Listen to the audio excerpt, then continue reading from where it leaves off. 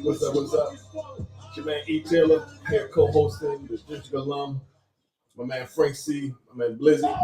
We about to get into it. Let's go. He just introduced us. You know what I'm saying? But look, man. Hey, E. I see you got some familiar colors on, man. You that's know right. What I'm definitely gonna represent the home team. We're not gonna celebrate mediocre in here. Mediocrity here. We shouldn't even talk about that team. You like this? You like this color? I like that color. I like that color. I like that color. What's this color? 49ers. Oh. Yeah, salmon fall. Playoff bound. Huh? How about them 49ers? God damn it. Well, look, I didn't even say foot or ball yet. Okay, well, nigga, I said it for you. 49ers, God damn it. Second in the division. Okay. Mm-hmm. Western Division. Hey, my homegrown, home native, man, you know what I'm saying? What you think about like what's going on with the sports in general in the city? Because normally we talk, you know, football, but Blessing. Wait a minute, we forgetting something. Oh, go ahead. We gotta return the favor. Go ahead. Man, we got motherfucking eVIPList. Go ahead. As a motherfucking co-host, my nigga. Go ahead. Y'all know what the motherfucker we got here? This is the GOAT. You hear me? This is the GOAT of fucking nightlife, my nigga. You got him, the Mount Rushmore, him, Abdul, Mark Barnes, and Taz. That's right. Argue with your pastor. Yeah, it's gonna be a like that show, goddammit. Now go ahead, Blizzy. Get your thing on. Pause. Yeah. Shit, that was more seasoning than Thanksgiving dinner, bro. Mm-hmm. You know what I'm saying? You understand me? Yeah, that's a lot of seasoning right there, bro. But look, man, we got a very special guest in the building with us, man. You know what I'm saying? And he gonna talk, you know, that pretty much, man, like he was talking about DC nightlife, man, and he been doing this shit on a high level for a long period of time, bro, and can explain a lot of different things throughout the course of the decades for us. You know what I'm saying? And I gotta say my disclaimer: this is not Zah. This is my Cuban. I roll my Cuban up. I don't want to fuck up E's sponsorship. This is a Cuban cigar I'm smoking. So fuck y'all. Go ahead, Blizz. I'm sorry. Hey, so E. Yes, sir. Are you originally a Washington, D.C. native? Yes, sir. Born in George Washington Hospital. Okay. Shit, man. What high schools did you go to? What like tell us about your upbringing, man. You know what I'm saying? Right quick. Okay. Like this book says, I'm born and raised in Southwest DC. Ended up going to Wilson High School. Hello, the big WW. Yeah, Wilson Tigers. Tigers, nigga, uptown, Chili Town, bitch. Yeah, and this is Wilson Tiger shit for real though. Yeah, there's a lot of Wilson Tiger shit going on right now. A lot of Wilson Tiger niggas like that in the city. The whole room. That's it. The whole room. I walked into a homecoming family reunion. That's sir.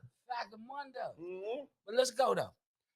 Yeah, that's basically how grew up in DC, Southwest, and like I said, I went to Wilson. Was in Wilson from 10th grade, graduated in 1987. Okay. Ended up going to school down in Norfolk State. Went to Norfolk State until about 1989. Ended up moving back into DC about 1994. I took that extended vacation and came back to DC in 1994 and was on the nightlife scene ever since. Yes, sir. Before we get into that, it's a question that I got because you said you went to Wilson and came from Southwest. Why is it that Wilson was the neighborhood high school for Southwest motherfuckers that went to Jefferson? Why was that? That's easy. Well, because at one point we had our own high school called Randall High School, but it closed in the 70s. Mm-hmm. And so in order to give Wilson some balance, they decided that they were going to have the poor kids from Southwest bus up the. It was like the bus thing they do in California. They bus kids in. Right. Wilson was those kids that they bust in Wilson. So we had, the low income kids from Southwest, the middle class kids from like 14th Street, Fairmont, all that area, Columbia Road. That's that middle class. Let's keep Euclid and all that. Come on, man. Middle class. 14th and Columbia Road kids, and then you had the upper class kids from Tillytown, Northwest, Massachusetts Avenue. So that was Wilson. Wilson was like the melting pot. It had the Southwest kids, middle class kids from Northwest, and the upper class kids from Northwest. That's a bit of history right there for those who didn't know, because Southwest a whole nother part of town from where Wilson is. They got to come from the whole nother section of the city to go to school. A weird section of the city, like a weird part of the city. Yeah, but I believe a part of that had to do with the feeder schools too. The feeder schools for Wilson back then was Jefferson, Hardy, Deal, Francis. Yeah, I went to Francis. Francis, Deal, Hardy, middle school, and Jefferson. Okay. And so a lot of kids come from Jefferson, end up going to Wilson, then the whole neighborhood them going to Wilson. Yeah. That's interesting, man, because going to Wilson, it was just like, I was like, man, you got Deal, that's their neighborhood school. And I was like, Jeff all the way in Southwest. You know what I'm saying? Yeah, but you know how they did it? When we used to go to school, we didn't come through the city. We used to come through like the like Rock Creek Park up to like Foxhall Road and the back way. Yeah, the back way. Yeah, I definitely know what you're talking about, y'all. So like I said, you got some familiar colors on. You been in any games this year? No, I haven't been in the games, but why would he? Definitely. Why would y'all? Definitely 1,000% engaged in my skins. You know what I'm saying? On my commanders. I'm an old school dude. So they were skins to me, but I'm definitely engaged with my commanders. Man, y'all ain't been right since y'all been out Maryland, Joe. Since y'all left Southside, y'all ain't been right since. We all right. Since y'all left around the corner from Eastern, injury play y'all ain't been right. Oh, injury played us too. Hold up, Frank. Nigga, throw excuses. Can I talk? Oh, my bad. Can I talk? My bad. It's been an injury plague season with a lot of inconsistency going on. Excuses. We're not talking about the 49ers right now. We're talking about the Commanders. Have a great year. They're having no. I give him his props. I told him he got a top-notch coach.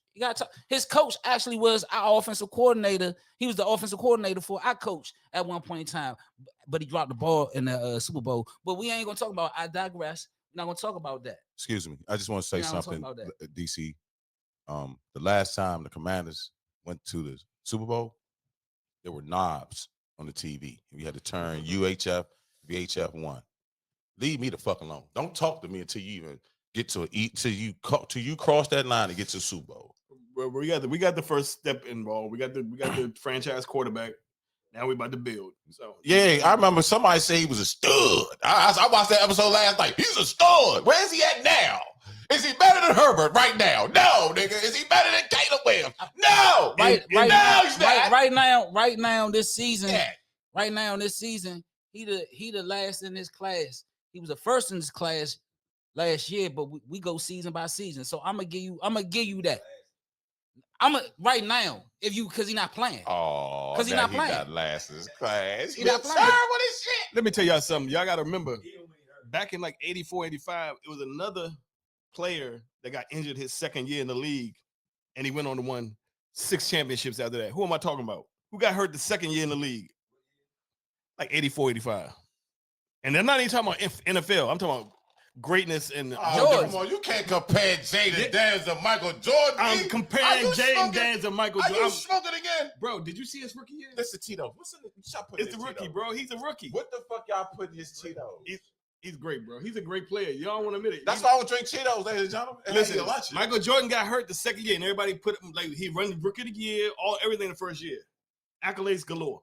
Hurt himself the second year, but after that, it was no looking back. Expect that from Jaden. We're gonna revisit this in 5 years. Okay, I'm coming back on here in 5 years, y'all. We're gonna revisit this. 5 years, he might be in a motherfucking big studio. You gotta have to go. I don't care. You gotta send us an email. You gotta send an email. District Alum. I'm gonna pay y'all to be on this joint. Nah, you can pay us. Shit, you can still come on here. We gonna pay you to come on here, nigga. That's what we gonna do. Shit, that's like we did last 7,000. This thing is 7,000, and you must complete his writer. So, with the Redskins / Commander being the fabric of the DC culture, and now in 2030, we're about to get the RFK Stadium a rebuild, like a rejuvenated joint with with the retractor roofs and all that. It's gonna be a good look for the city. How you feel about that? Oh, I love it. I love the fact that we coming back down to downtown DC. I really think FedEx Field is spooked. What do you call it?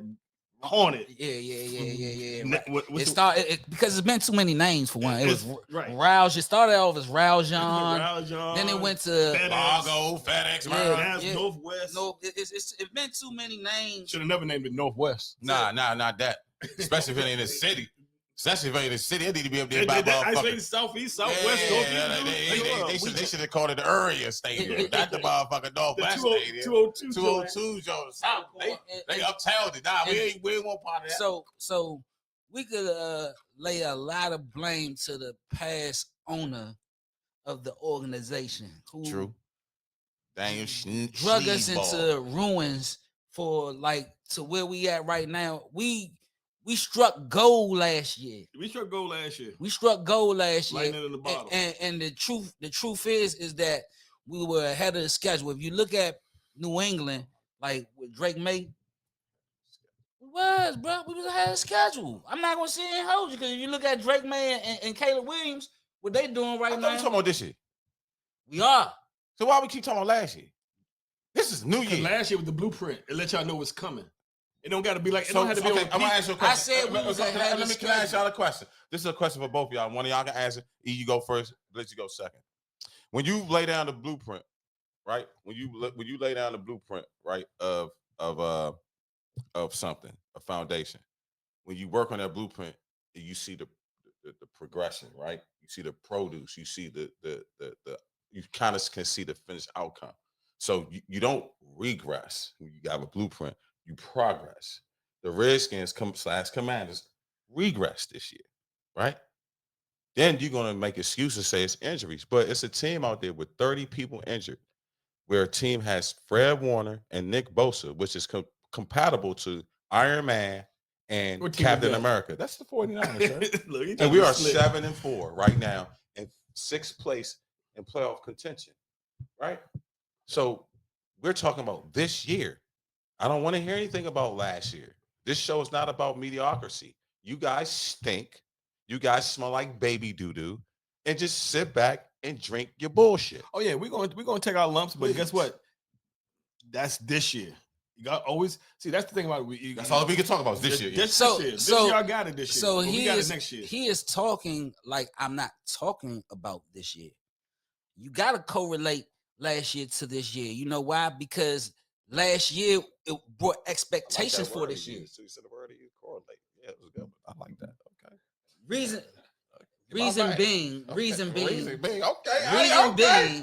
I'm speaking this way is because the expectations. That's that Wilson's case. The expectations that was supposed to be this year didn't happen, and it reared its head back in preseason for real.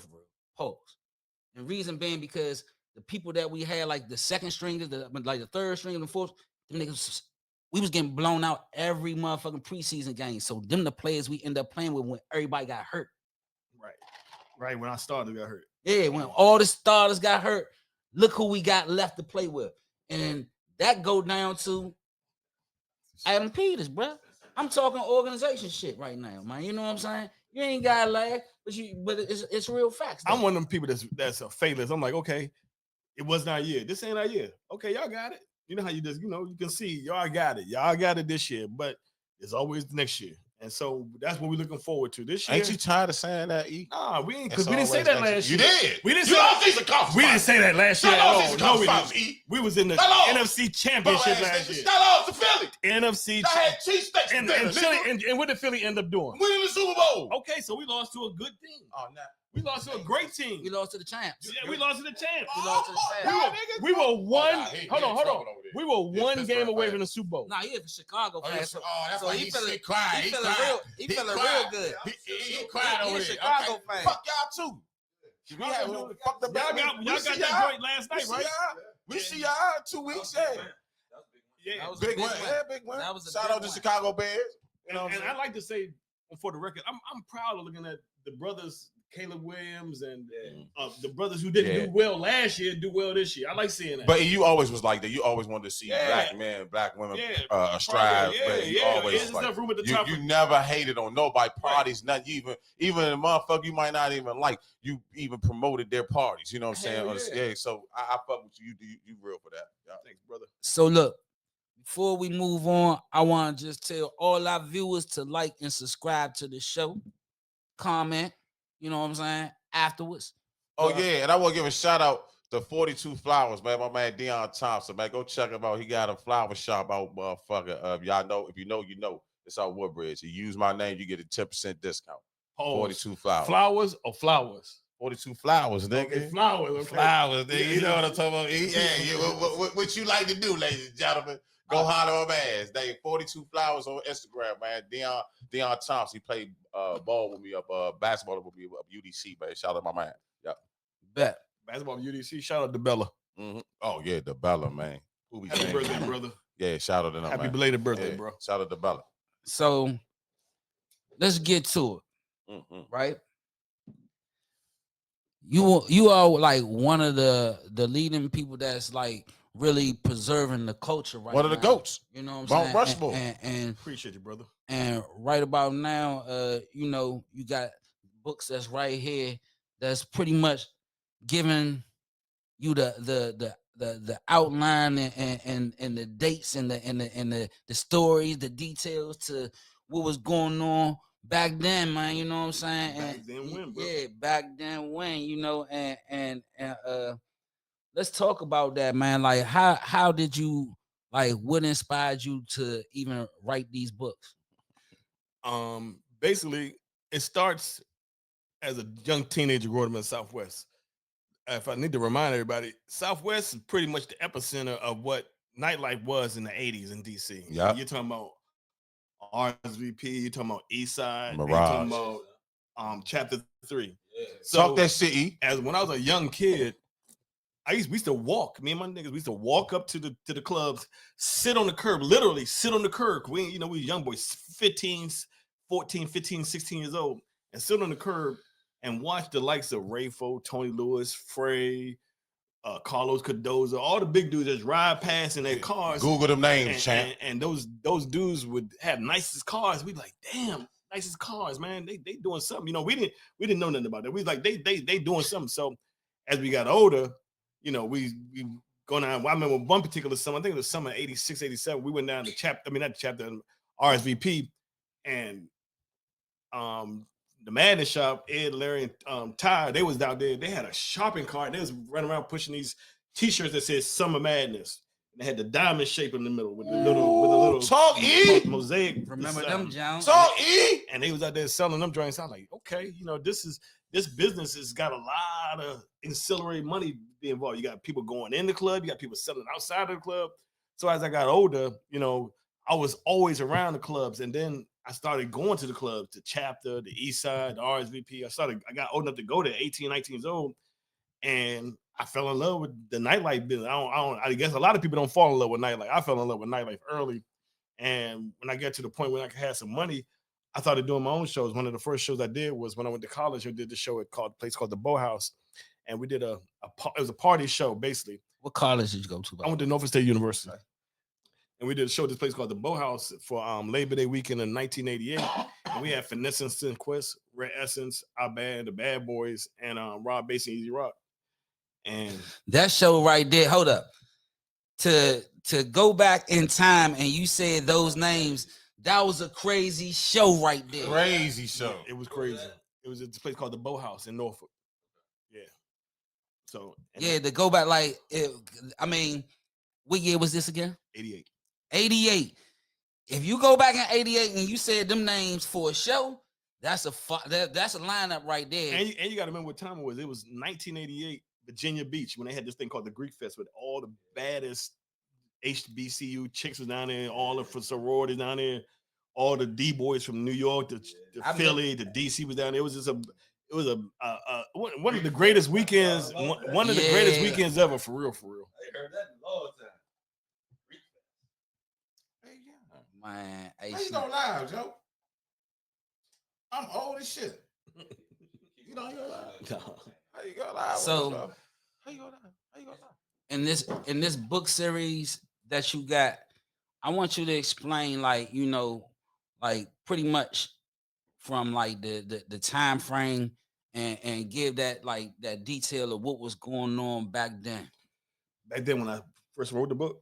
Or back then? Just back then, because we talking about, like, you was inspired by everything that you were around to write the. I was inspired by my environment. Exactly. So I just, being as though you lived in it, I just want you to give that, you know, that time frame, because we talking about the names that you just named were heavy names, bro. You know. Well, the thing about it is this: it was a show where I made money, and so that's what I knew. I said I can make money doing this, and that was the caveat that made me say go deeper into nightlife. You know what I'm saying? Okay. because I made money the first time I did it. You know what I'm saying? I didn't have a college degree at the time, so I don't have a college degree now. But back then, So it became a hustle. It became a hustle. Okay. A legal, legitimate hustle. It became a hustle. So in finding that hustle, you know what I'm saying? Like, I know you had to tap in with just different people around the city and rub shoulders to make some shit shake. You know what I'm saying? Like, how'd you go about that? Okay, this is the true story how I got involved. So I had done that show, and then I got locked up in 1990, and then I came home in 94. When I came home in 94, I hooked up with my boy Eric. He lived, and he was like, "Yo, you need to meet my friend. You need to meet this dude named Mark Barnes. He doing parties and shit like you was doing." I said, "Oh yeah," because I'm in my mind. I'm thinking I'm gonna come home and take over shit. Like I'm going back out there and run all the parties and shit. So he's like, "Yeah, I'm gonna introduce you to Mark." So he took me down to this place called the Spy Club, and he introduced me to Mark. He's like, "Mark, this is dude Eric I've been telling you about. It's Mark Barnes right here." And Mark said, "Oh yeah, you just came home. Okay, cool." He said, "You know what? Whenever you come to my parties, you never have to pay no more." I said, "For real?" He said, "Yeah, just come to my parties. You good for the rest of your life." I said, "Okay." And that was my beginning of getting indoctrinated with the club business, going back and forth, going in there. And so, I used to end up, I was in Hope Village, it's halfway house. I used to leave there and go down to Spy Club and party with Mark and them. You know, I went to school, then went to party with them. And Mark and them used to drive me back to the halfway house. That's wild right there. Yeah. That's wild right there. You know what I'm saying? That's some young nigga shit right there. Yeah, bro. They used to drive me back over Southeast to the halfway house. Shit's crazy. Yeah. Hey, but on some real shit though, like, so I think it was like our last episode when we was talking about our favorite clubs, and I was saying, man, you know, for me, I wasn't really on the clubs. I was going to the Go-Go's, and I was saying the Ibex is like one of my Ibex is a classic. You know what I'm saying? One of my favorite spots, you know what I'm saying, to go to. One, it wasn't far from where I live. You know what I'm saying? It was pretty much 5 minutes from where I live. And for two, it just be jumping in that motherfucker. You know what I'm saying? Like, for real. Like I ain't like, See, the Ibex for you know what that it was for us? Yeah. It was Black Hole. It was a Black Hole. I really wasn't a big Ibex fan. Yeah, but Ibex came at Chuck Brown. Ibex came later for me. See, I used to love the best because of the balcony. See, Ibex was like 95, and I was like, and Black Hole was 85. But see, and the reason. So let me explain this, DC. And this is, I'm glad we are having this discussion because this is two different generations, right? Right, exactly. He said he graduated 84. I graduated 87. My bad. 87. I graduated 95. You graduated 91, right? So you and E kind of relate. Me, Blizzy, and Capes, we went to the Ibex because we saw back at the Ibex. See, that was different. See, that was different. Y'all was going 1, 2, 3 backyard, 1, 2 Red Essence. Red Essence, you know what I'm saying? So y'all saw Essence. That was y'all back. But we back were then. still going to see Essence down Club U though. But that was when later. That was later. Like I be tripping when people tell me, I ain't gonna lie. All right, ladies and gentlemen, I ain't gonna lie. My director, his name used to be on the tapes a lot. J-Rock name. Oh, listen. Hey, hold on, not to cut you off. His name used to be on some RE tapes a lot. Not to cut you off. Yeah. I'm not gonna say nothing. I was in it. I was talking to somebody, and I said, my videographer name is J-Rock, and the nigga say, Jermaine. I said, what? I said, oh, you talking about Jermaine that run Robert Rouse? I said, huh? Jermaine? Nah, his name Jay. No, his name. This is the nigga said. He said, nah, his name is Jermaine. Do not fuck with Cuz is like that. He's well known in these streets and well respected. Trust me, you don't want to fuck with Snub. And I don't know how the fuck you got contact with him. I said, nah, he own District along with us. He's part owner with us. It's for me, him, Capes, and Jermaine. He said, oh, okay. I about to say, man, don't fuck up his money. Nigga said, don't fuck his money. I said, nah, dog, we good. That's my guy. And I think I came in here like 2 weeks later and said, hey, Jermaine. He looked at me like, oh, how the fuck you know that? Yeah, so trust me. Yeah, I like, so we when District alone, we coming from a place of realness, like real dudes real people. That's the only people that have been on this show is real certified people. So when you hear stuff that he's talking, this is the horse of the city's mouth. This ain't no Instagram post allegedly or rumor. This is real talk when you listen to him. So when you listen to him, Eric Taylor, trust me, he gonna tell y'all some shit in a minute. Go ahead, Blizzard. Going back to that, like I said, you know, back then, like I said, it was a transition for me. Then, you know, niggas, you know, then it was like the Ritz and DC Live, and you know, Mr. Ritz. And then, but I'm gonna tell you what club I was going. When I was like, shout out to Fat Cat too. I don't miss it like that. I mean, I missed it. It's cool, but I missed the growth, the evolution of the. I'm gonna tell you what club I was going to when I was like 18, because it was like the only club I can get into at Mirage. Oh, that's a classic. The Mirage on Sunday nights. That's on DC's Mount Rushmore clubs. Yeah. Listen, y'all, the Mirage on Sunday nights was like that, Joe. I'm telling you, I couldn't wait till I got 21. I'm gonna tell you another night at the Mirage that was like that. Saturday nights when they had 21 and over night. Me and my man went in there, Joe. And when I say we never went to Sunday nights again, Joe, when we turned 21, because the Mirage had all of them in there, and they was gone too. That's when you can get the bottles for $40. I ain't gonna lie. For $40. I ain't gonna lie, Slam. Like Sunday was cranking. Listen.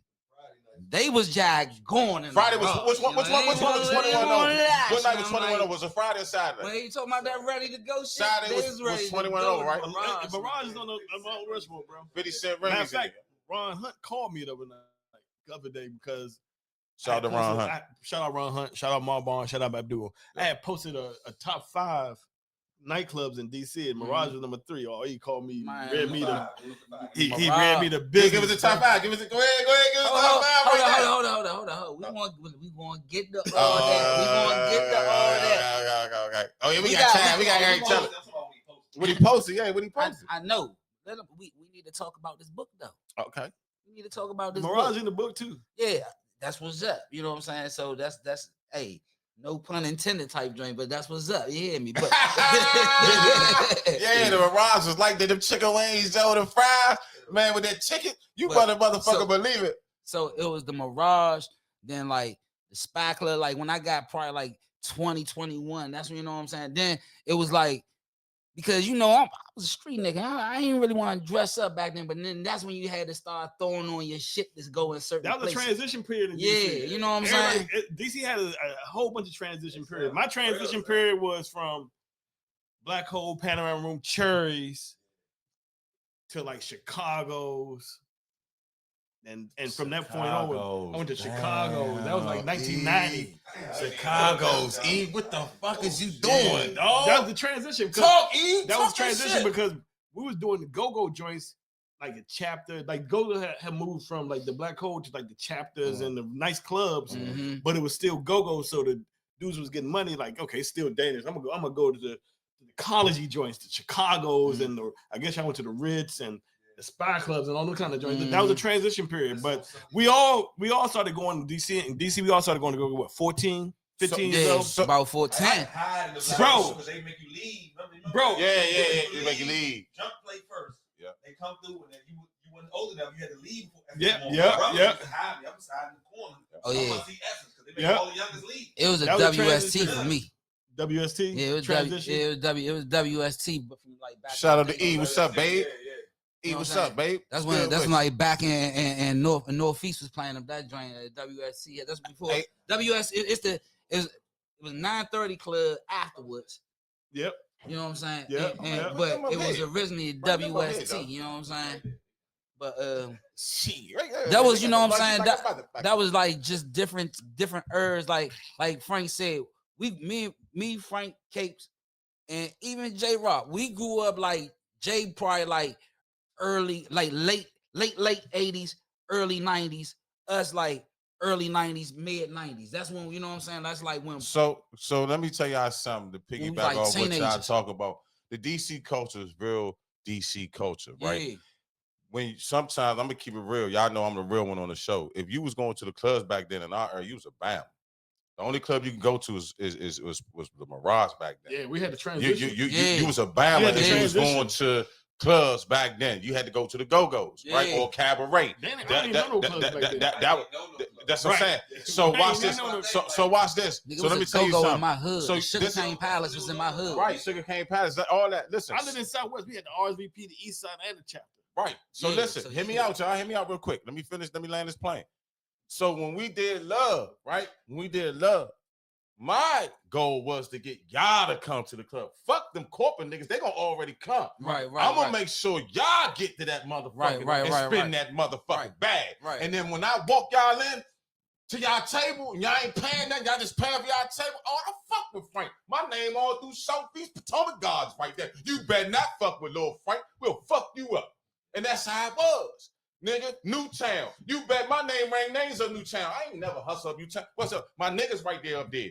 Oh, nah, Frank up there. We gonna go. Man, your man think he ain't gonna do these bullshit. They fly up in there. Oh, your man like that. Yeah, we up there. Huh?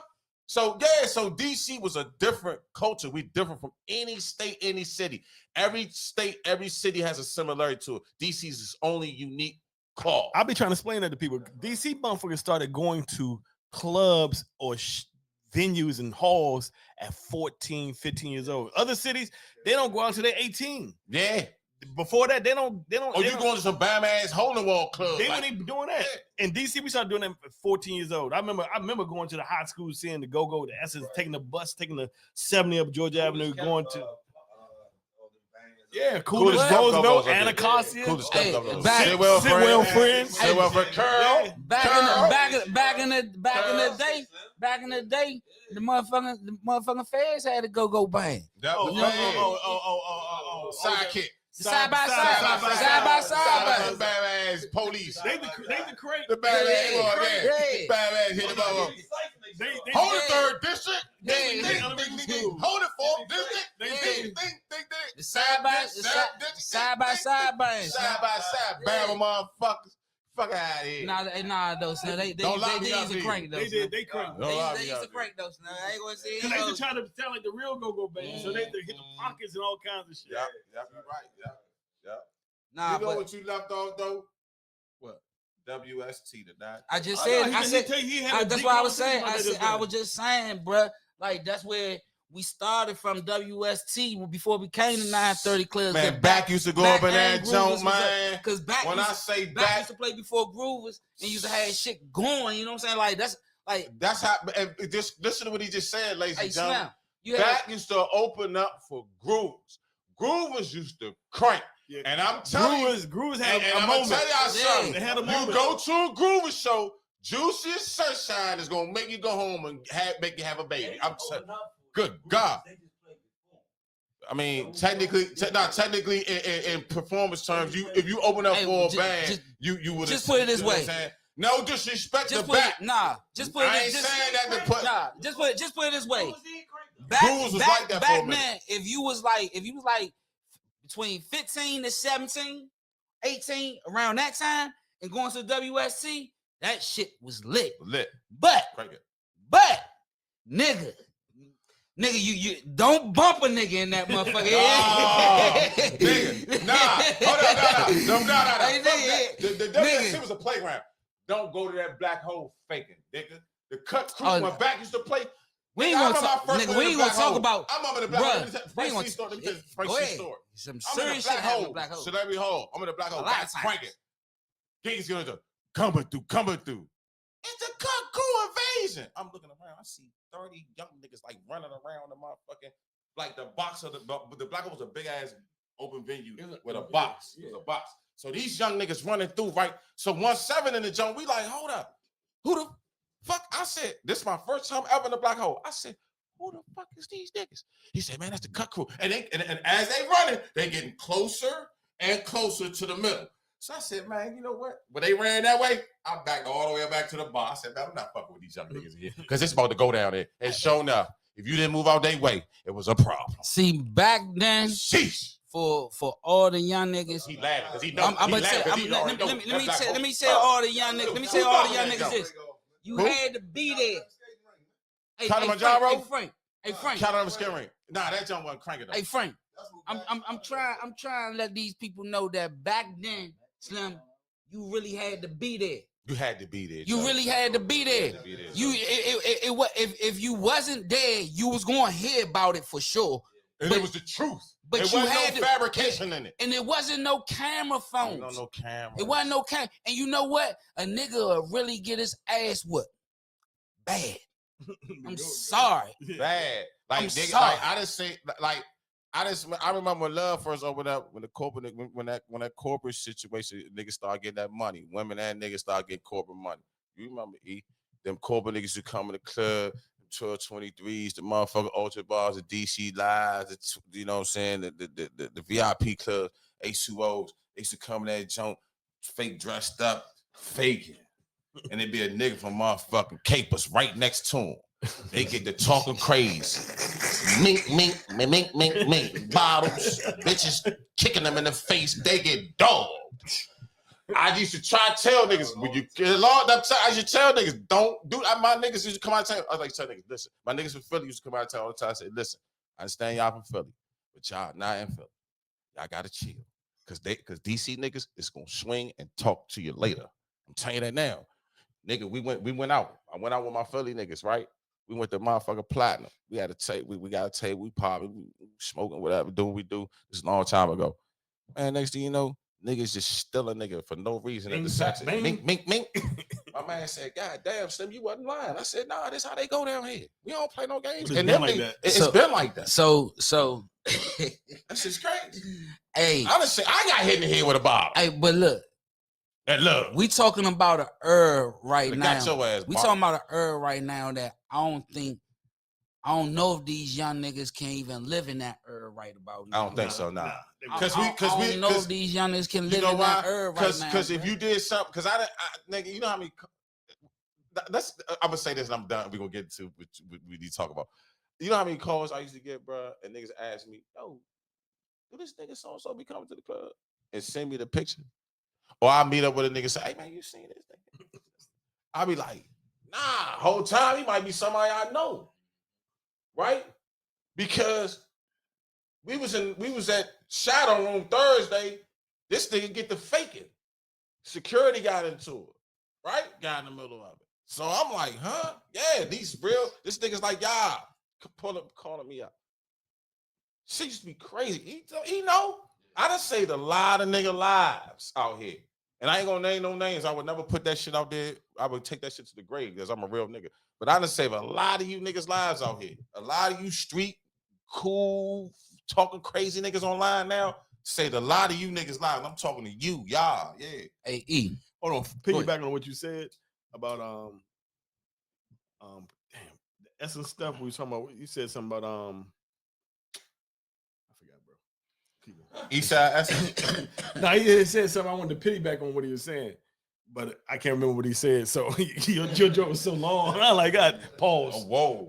Pause. Wait a minute. Pause, nigga, pause. We love you, E. The OG in here, but you gotta respect boundaries. I love you. Pause, nigga, pause. Hey, nah. So look, maybe this will refresh your memory a little bit because I can't even remember what I said. But I'm going to talk to you about like the transition of music from from the time like when you were coming up, and because it was more like even with go-go back then because it was faster. You know what I'm saying? Like, you know, actually it was slower. It was slower. Oh, it was. But sometimes when I hit like you hit like a boom pop boom boom pop because of the audio. Okay. But back then we used to hit WRNT. A pocket back then was basically boom, tap boom boom tap boom boom tap boom. That was the beat back then. Okay. In the 80s. So Jungle Boogie, do what you. So like musically, right? Yes. Because DC is a music town. Like people know, but I don't people really understand like how deeply rooted we are in music. You know what I'm saying? Like it's a lot of percussionists here. It's a lot of musicians here. It's a lot of artists here. You know what I'm saying? That's just musically inclined. And I know being through that nightlife scene, you come across a lot of different musician artists through, you know what I'm saying, through your time.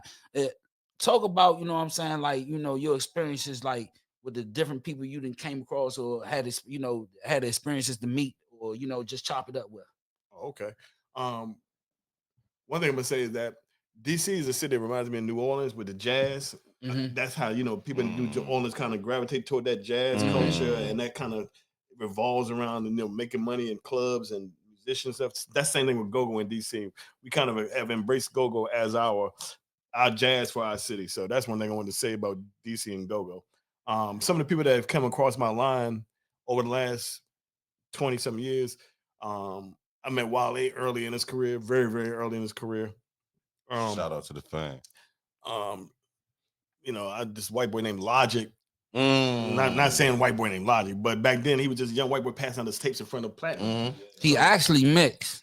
Yeah, his name is Logic. Actually, that's that right name. He actually mixed, but he's not to cut you off. He's actually, to be honest with you, his father's black. Yeah, I saw that. His father from Southeast, to be honest with you, and he's from like Gaithersburg or something like that. But his father from Southeast, but it don't matter.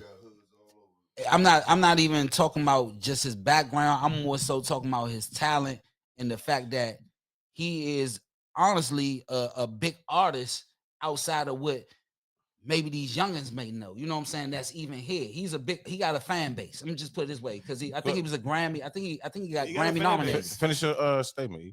I'm just saying, those are some of the people I met during my come up in the music business. You know, I've been around, you know, since early, but Logic and Wale was some of the early artists that I came across. Not nothing serious like I'm a manager, but I've seen them putting their grind in early in life. That was about it. You know what I'm saying? And at one point, I really wanted. At one point, before I started eVIP, because I wanted to do a record label. That was my whole big thing. I wanted to do the Puff thing. You know what I'm saying? You go to college, you get your become a college rep, and you start working for the record labels, and you start your own label. That was my thing back then. I was looking for artists. Did you know Chucky Thompson? He knew all of them. He knew Puff and all of them. Puff knew that nigga. Listen, not to cut you off. I'm sorry. This nigga is like that and was like that. I remember when Republic Gardens used to have the back. They had the curtains. Puff used to come through. Puff used to ask, "Where is Eric Taylor?" And I'm gonna let him tell the story why he would ask that. But he would always ask, "Where's Eric Taylor?" And Eric Taylor would always say, "Frank, come with me to the VIP right now, Republic, because it's about to go down." And I'm not gonna say nothing else. That's all I'm gonna say. Yeah, I met Puff early in his career too. I met Puff when he was interning at Uptown. Like I said, I told you about that show earlier. I had Finesse and Quest. He was the one he was basically a road manager. I met him up that day and gave him the back end money. Yeah, that's when he's up in Uptown. You know, that was summer '88. He was interning at Uptown. My bad, E. No problem, brother. That ain't you. With music, fashion, all that shit go hand in hand in the city. You know what I'm saying? Yes, and like, you know, we was just talking about like when you had to switch it up. You know, the transition from when you had to, when niggas was probably wearing like Gore-Tex Moose brown sweatsuits and shit like that, and you know what I'm saying? Bro, that's so funny you said. I had a dream last night. I was wearing a Gore-Tex jacket and a cap hat. I swear to God, I was in my dream last night. I got the cap hat on from back in the day. Yeah, you know what I'm saying? The Gore-Tex jacket on and the cap hat. So from when Super Tims. So when from niggas wearing some Super Tims on all that shit. Yep. You know, and then you got, you know, you had to transition over. You know what I'm saying? Then niggas would start wearing they button up shit. They was, you know, button up they shit at college shirts and everything a little bit more. And let me ask you this. When did DC gravitate to Hugo Boss heavy? Oh, without I got pictures of me and my boys in Hugo Boss back in '88. Okay, shit. So 88, 87 was Hugo Boss became strong, especially the Hugo Boss sweatshirts, that drawstrings right here. Yeah. They got Hugo Boss on the front. Those sweatshirts came very, very popular around '88. Did the Rocky Jump do it for you? I don't know if it was the Rocky joint that did it, but already there. yeah, I think, and plus, I think it was a Hugo Boss store. I'm not sure. I think it was in Georgetown. We had a. Was it a Hugo Boss show? Yeah, right. Right beside it, right? Yeah. Okay. Yeah, it was a Hugo Boss store in Georgetown, so it was easy for us to go get it. So you know what I'm saying? I remember when back in the day when DC dudes used to, before the madness started selling Gucci tennis shoes, we used to drive to Atlantic City to get Gucci tennis shoes. Hell yeah. Hell yeah. Yep, Atlantic City, bro. And then I ain't gonna lie. Then they came down here and they started selling that 4 dudes for $1. Real Gucci tennis shoes? Real Gucci to the high top joints, the low top joints. 4 dudes out by Iverson Mall. That's what they was selling them. Racking and Jog, 4 dudes. Y'all remember the Princess. Nah, we only got them from Madness. Those only 2 back then. 88. We used to make trips to Atlantic City just to buy Gucci shit. So we talking about ladies and gentlemen, that when you took a trip up to Atlantic City, that was like going to fucking Vegas. Yeah. Back then, Yeah. And they had an MCM shop up there. Yeah. You know what I'm saying? So back then, man, you know, that was a era where and it was East Coast. It was the East Coast Vegas because there's only 2 places to gamble in the whole United States. It was the East Coast Vegas. You know what I'm saying? Yeah. Vegas. It was the East Coast Vegas. You know what I'm saying? So And you weren't really going up there. You ain't really had no money. You had to have money going there back then. Like, Ride with your man. Ride with your man up there. But for real, if you really was up there, you had to have some bag. You had to like take your family, because it was expensive up there back then to be up there just lamping and loafing. You know what I'm saying? Especially if you're a gambler. You know what I'm saying? Hey, would you say that like our fashion, just our whole like DC in general, the swag, you think it's influenced the city? I mean, not the city, the country. I think that DC is so super unique in their fashion and culture, like super unique. Like we don't follow the national trend. And I'll tell you what I mean by that. I mean, back in the day, I would say like 85, 86. I used to go to North Carolina every summer. And the kids out in North Carolina back then were wearing Adidas and, you know, the Adidas sweatsuits and everything. They really adopted the New York culture back then because of rap music.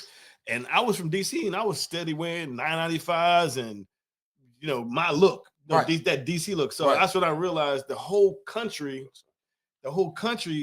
follows New York, but DC follows DC. Like it was just very unique. They start following that. Right. Yeah. Nike and slowly but surely, we started seeping into the culture of the country. You know what I'm saying? But one thing about DC still fast on their culture, on their look. The crazy thing about it is that, you know, they try to overlook us with the credit that we bring to the culture of the, you know, of this country. Like Nike boots.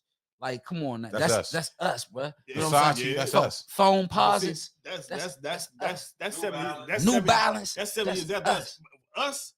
We were 995s, 1300s, Gore-Tex jackets, Super Tims, 1600s, cab hats, or the bucket joints. You know what I'm saying? So that's we talking. Then that's an era of fashion right there. Right. Where you know what I'm saying, and it's East Coast fashion on top of that. You know what I'm saying? For the elements. Yeah. Why we think they had Gore-Tex Jackson? Because it rained in DC. Yeah. Raid in DC. Yeah. Super Tims. The britches. Britches. The britches jump. I had a whole britches rain suit of Wilson. And back then we had some. We were definitely Sergio Tacchini. We were definitely on brands that I don't even know people even know, like Ciroc, Elise. Man, talk that shit. Lotto, Theodore. Yeah, people wouldn't. We were. You see, Moss Brown. We were in the fashion that the whole country had to catch up. I think. What is that? I think the really between us and New York in terms of fashion, because New York was always fashion forward. I ain't gonna sit here and hold you know what I'm saying? But between us and New York and Philly, you know what I'm saying? Like as far as fashion, because we got that up, it's up north, it's cold. You gotta dress for this shit. You know what I'm saying? You gotta be able to dress for this shit. So fashion is essential from where we come from. You know what I'm saying? Eddie Bauer, you had Eddie Bauer joint. Eddie Bauer,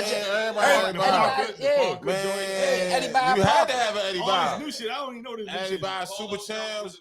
Yeah, you better stop playing, man. Yeah, we was rocking shit. So it, you know what I'm saying?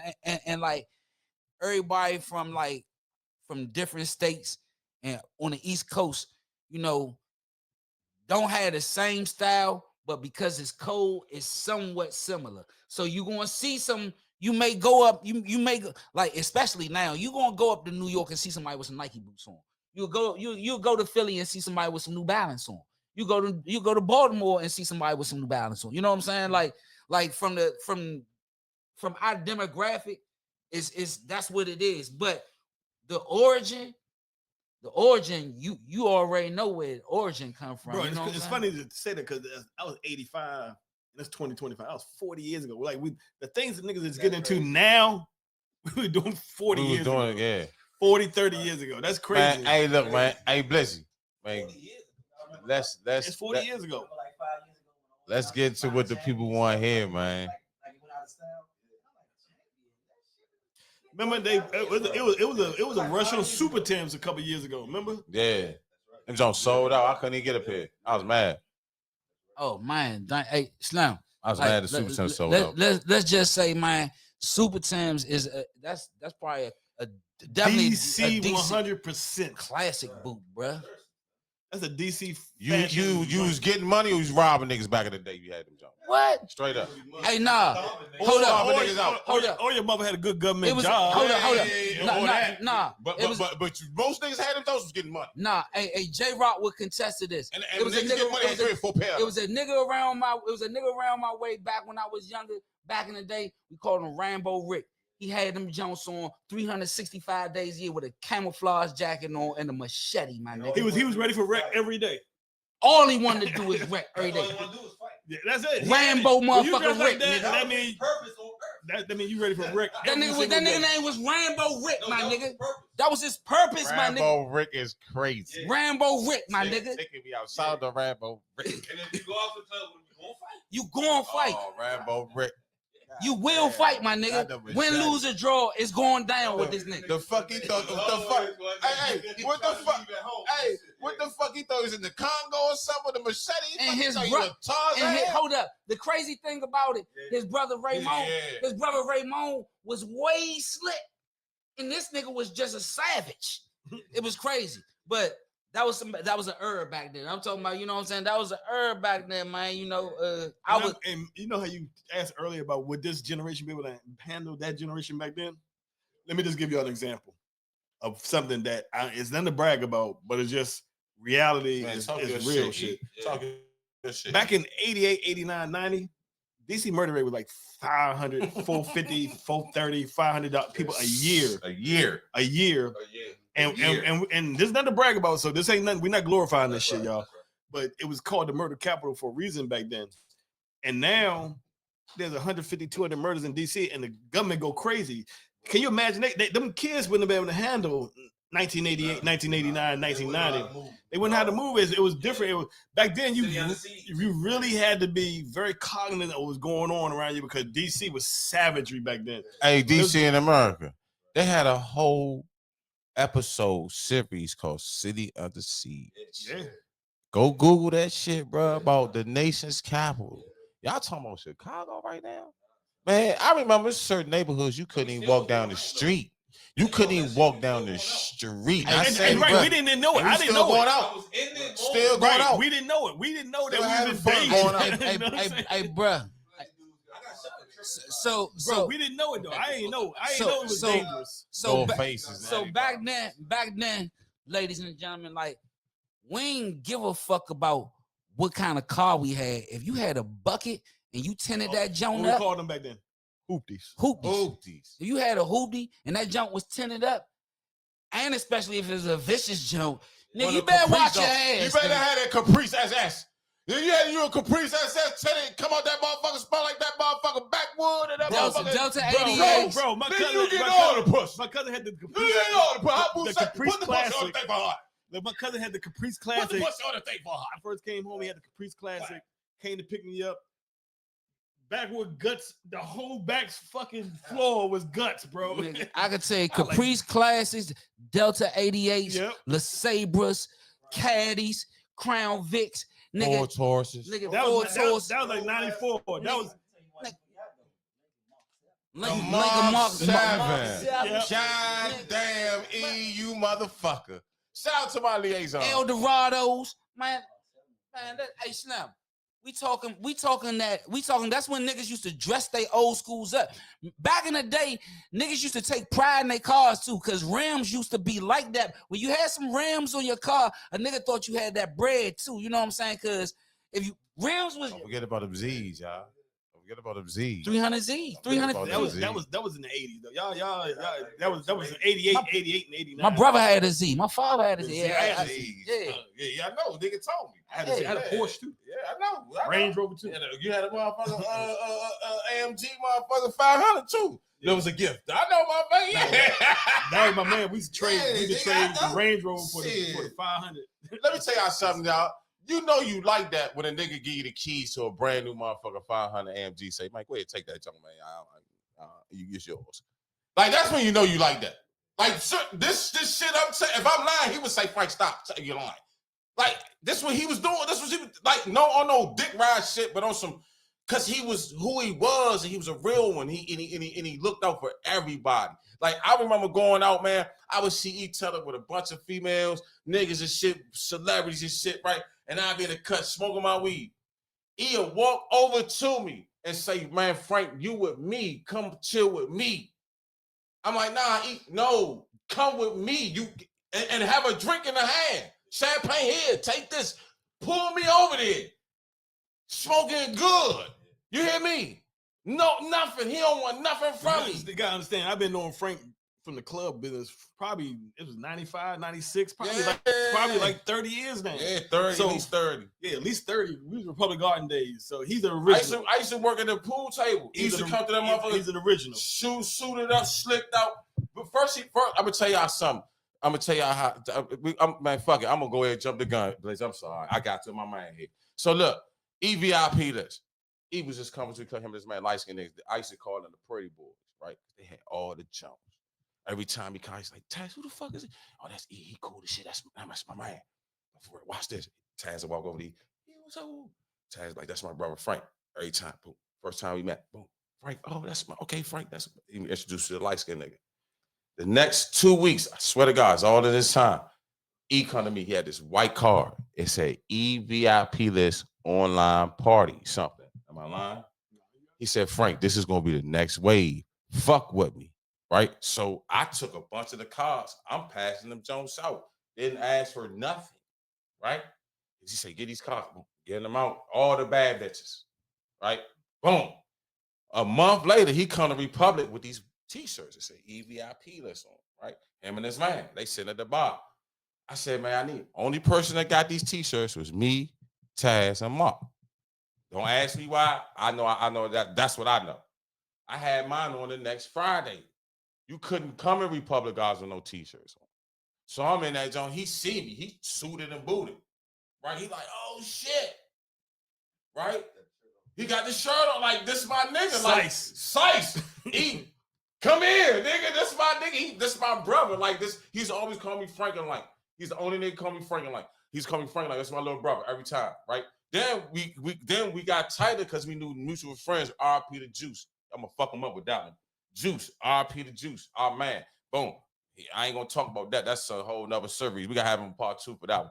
So the land of plane. This nigga E took off in a matter of like 6 months. He used to put pictures of people like, so you came to Friday nights. Friday nights the hottest spot in DC every Public Guards. I don't give a fuck with nobody say fuck y'all. Y'all, Mark Mons, cool. I ain't gonna hate. Fridays was like that Republic. Radio was there. Everybody came to Republic. Celebrities, everybody. So what E would do would go around, take pictures of people in the element. Now remember, it wasn't no camera phones. E had one of them nice digital $8,000 jokes. Like had a chip card where you could put that on in the computer, everything. I didn't like that. Like joke, like he was so like I was some futuristic shit. I thought this nigga was like from Mars. No bullshit. Like, I thought this nigga from Mars or something. Like, this nigga had all the futuristic shit, but he was tech. Boom. Next thing you know, website went up. He went to Super Bowl with Mark. Boom. Parties went up. Boom. Next thing you know, this nigga one of the hottest promoters in the city. Like, when I say the hottest promoters in the, he would throw a party at the restaurant at Georgia Brown's, it'll sell out. You got to come dressed up. You better come slick. I come in just dressed like this. I call E. I'm outside.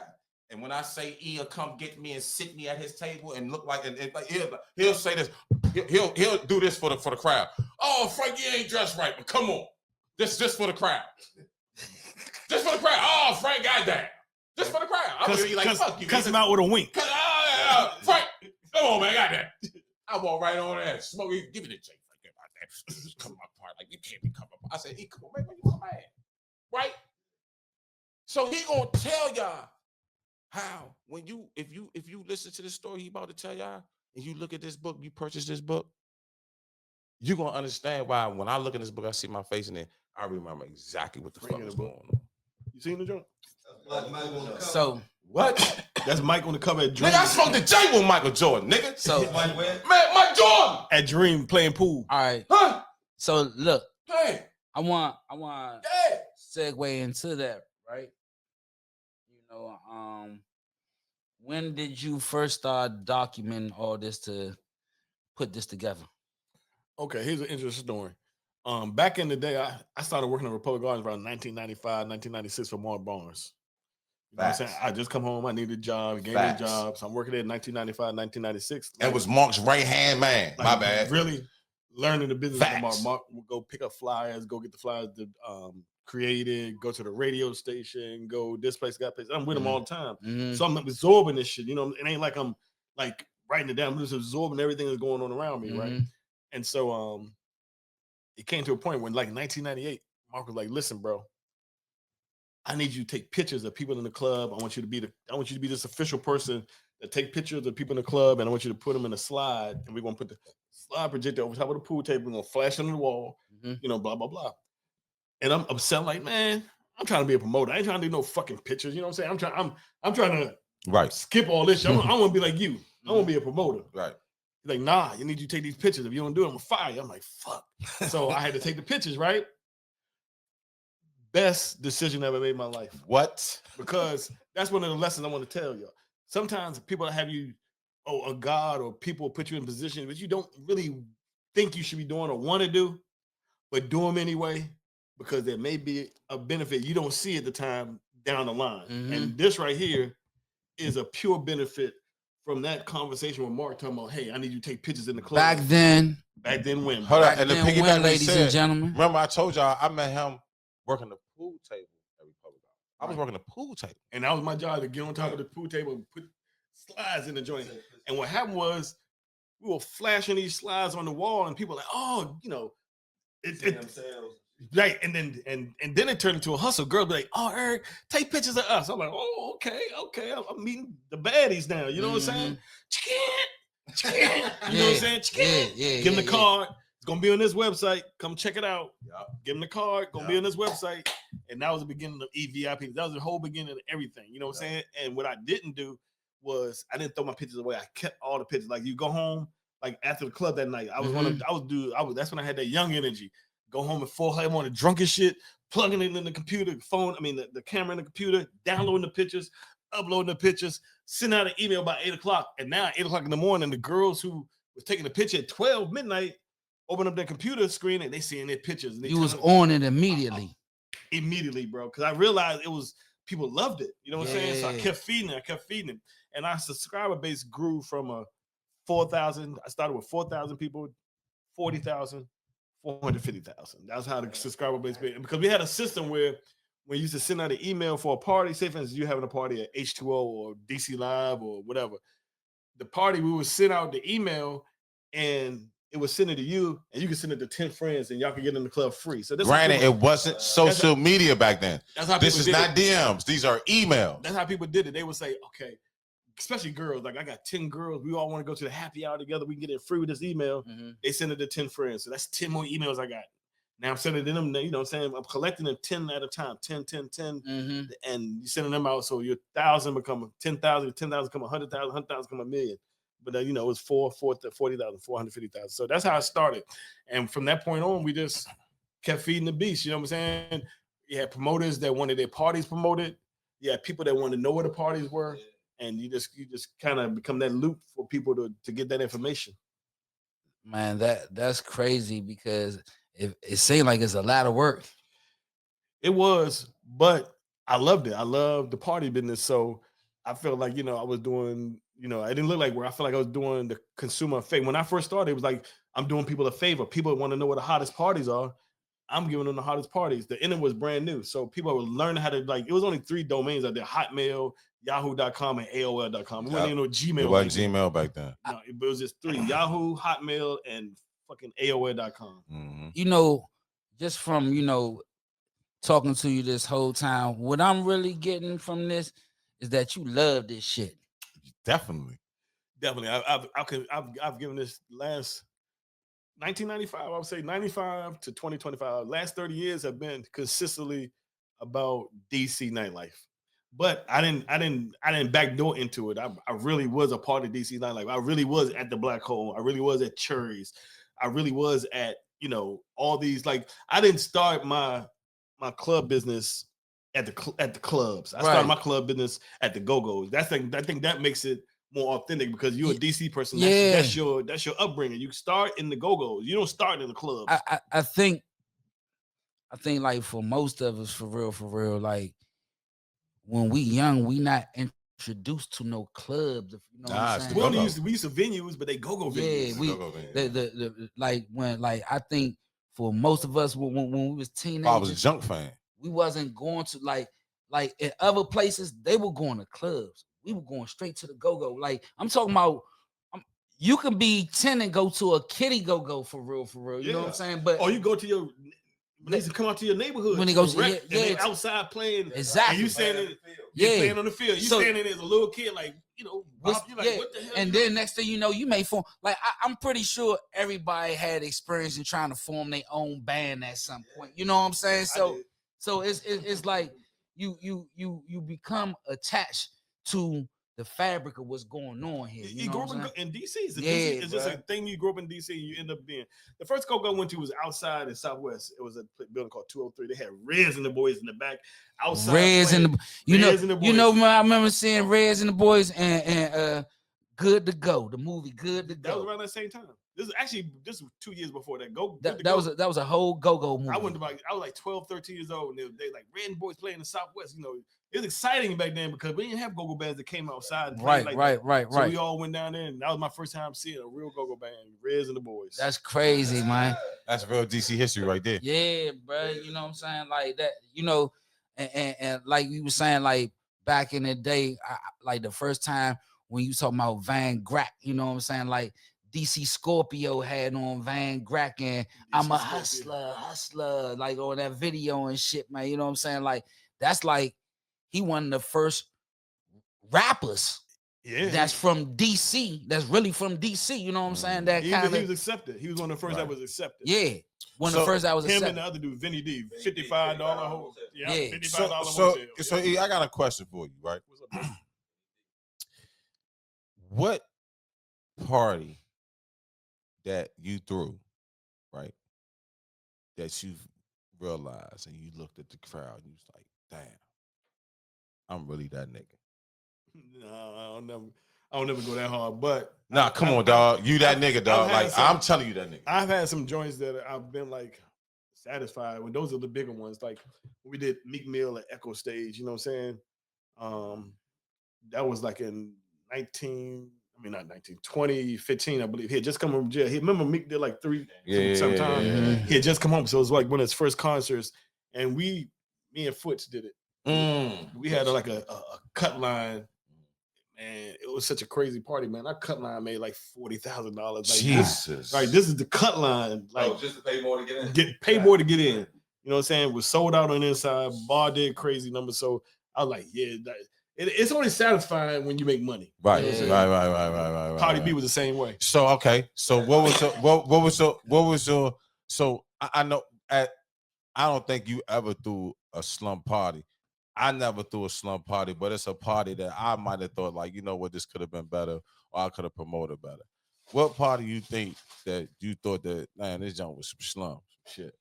I mean, everybody had their hit and misses in the promotion business. You have your, your joint where you might miss out on the first or second time, but the third time might be okay. Mm-hmm. One of the parties that I really enjoyed participating in and during the time was when I used to do Stadium on Sunday. That was probably my favorite party.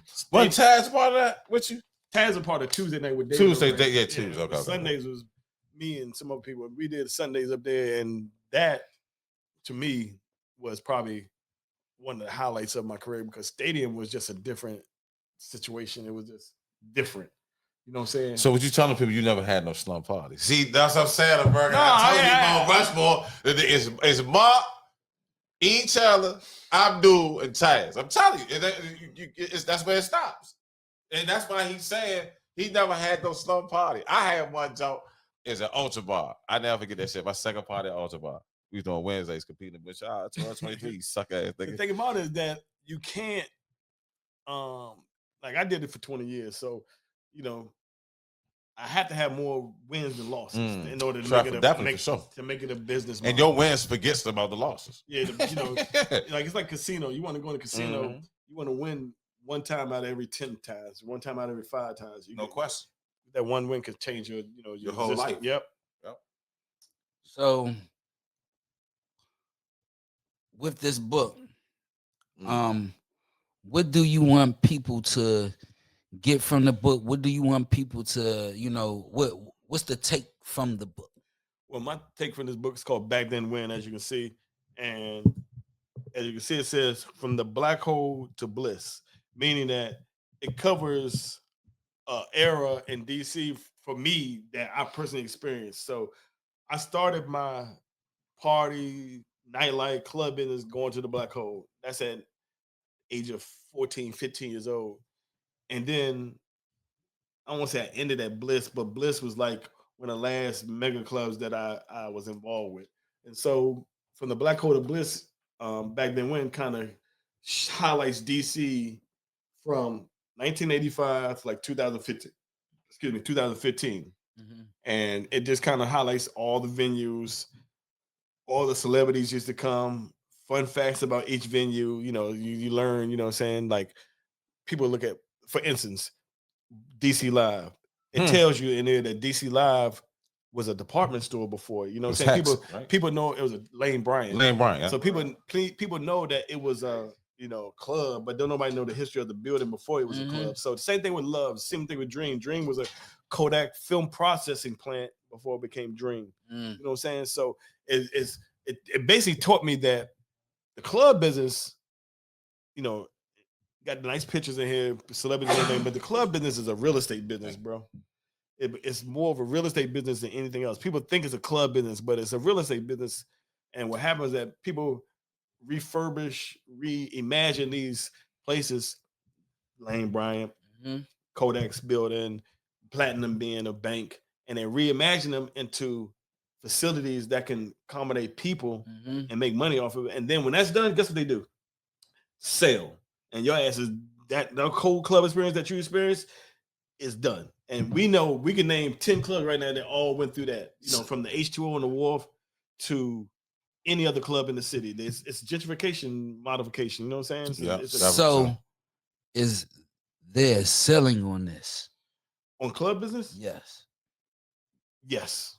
You can't pop bottles and promote parties forever because as you get older, your demographic is going to get older and they're going to want to do other things. Like when you're in your 20s and 30s, club business is perfect for what you're doing because you're dealing with a lot of young single people. But as you get older, you start dealing with couples and couples want to do couples things. So that's like, and going to club is not on the top of the bucket list, but it's on their list, but it's at the bottom. I can agree. They rather go to islands and vacations and shit like that. I can agree with that to a certain extent.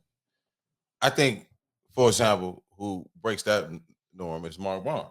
Right? Yeah. Reason being because he hires the young promoters. Right. And he has different nights Yeah, for but that. Mark Barnes is more of a club owner than a promoter. I see what you're saying. I So- see. Okay. so- all right. From So that as perspective, a okay. I see what venue you're saying. owner, yeah, you got longevity because you got your venue that people As want a to come to. promoter, and yeah, patronize. talk it. E. But as a promoter, Yeah. there's definitely a ceiling. It's a ceiling. Yeah. So, people always say, Shit, why look at us, why didn't you Broncos. buy your own club? I had an opportunity to participate in the buying of a club, but my thing has always been I want to sell my technology, eVIP list. I had a deal on the table for $8 million for eVIP list with Radio One back in the day, but it never materialized. They ended up buying Black Planet. But that was always my exit strategy. My exit strategy was to sell the technology.